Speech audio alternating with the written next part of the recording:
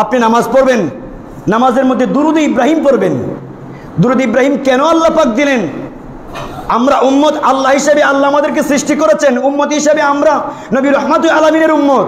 তো দুরুদ পড়বার সময় দুরুদ পড়ি, দুরুদ পড়ি কোনটা? দুরুদে ইব্রাহিমের সাথে আমাদের সম্পর্ক কি?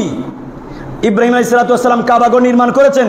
নির্মাণ করবার পরে দোয়া করেছেন, আল্লাহ আমি কিছু চাই না, তোমার ঘর নির্মাণ করেছি, আমাকে হাসরের ময়দানে অনুমতি দিবে, আমি আখির নবী তোমার বন্ধু নবীর উম্মতের জন্য আমি ইব্রাহিম সুপারিশ করব।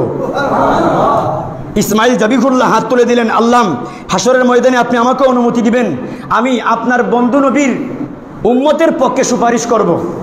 ইসহাক আলাইহিস সালাতু ওয়াস সালাম আসলেন, এসে হাত তুলে দিলেন, আল্লাহ আমি আপনার বন্ধু নবীর উম্মতের পক্ষ হয়ে হাসরের ময়দানে সুপারিশ করব। আল্লাহ পাক কবুল করে নিলেন। ইব্রাহিম আলাইহিস সালাতু ওয়াস সালামের স্ত্রী মা হাজেরা তিনি দোয়া করলেন, আল্লাহ আপনি আমাকে অনুমতি দিবেন হাসরের ময়দানে আখির নবীর উম্মতের মধ্য থেকে যারা মহিলা আছে, যারা হজ করতে আসবে, আমি তাদের পক্ষ হয়ে সুপারিশ করব। আল্লাহ পাক কবুল করে নিলেন। তারপরে হাজেরার পরে সারাম তিনি আল্লাহর কাছে দোয়া করেন, আল্লাহ আমার স্বামী কাবাঘর নির্মাণ করেছে, কিন্তু আমারও তো একটা চাওয়া পাওয়া আছে, আপনার চাওয়া পাওয়া কি? কই আখির নবীর উম্মতের মধ্য থেকে যেই সমস্ত নারীরা আছে আমি হাসরের ময়দানে তাদের জন্য সুপারিশ করব। এই দোয়া তারা 1000 বছর আগে করে গিয়েছেন।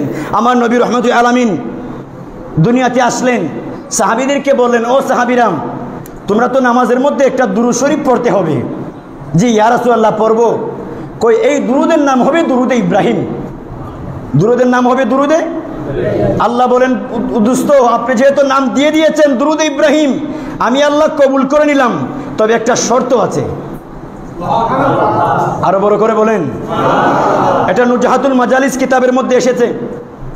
আল্লাহ বলেন, বন্ধু আমি দুরুদে ইব্রাহিম কবুল তখন করে নিব, এই দুরুদের নাম হবে দুরুদে ইব্রাহিম, কিন্তু দুরুদে ইব্রাহিম পড়বার আগে দুরুদ ইব্রাহিমের নয়, দুরুদ শুরু করবে আপনি নবীর নাম দিয়ে। একটু পড়েন, আল্লাহুম্মা সাল্লি আলা মুহাম্মাদ ওয়া আলা আলি মুহাম্মদ। আল্লাহ বলেন দুরুদ তো আপনি নবীর উপর পড়বে, আপনার আহলে বাইতের উপর পড়বে, তারপরে যাবে নবী ইব্রাহিমের দিকে। আমি আপনার উম্মতের দুরুদে ইব্রাহিম তখন কবুল করব যখন এই দুরুদের মধ্যে সর্বপ্রথম আপনি নবীর প্রতি দুরুদ থাকবে, আপনার আহলদের উপর দুরুদ থাকবে, তারপরে এই দুরুদ যাবে ইব্রাহিমের দিকে, তখন আমি আল্লাহ এই দুরুদ ইব্রাহিম কবুল করে নিব। আল্লাহ পাক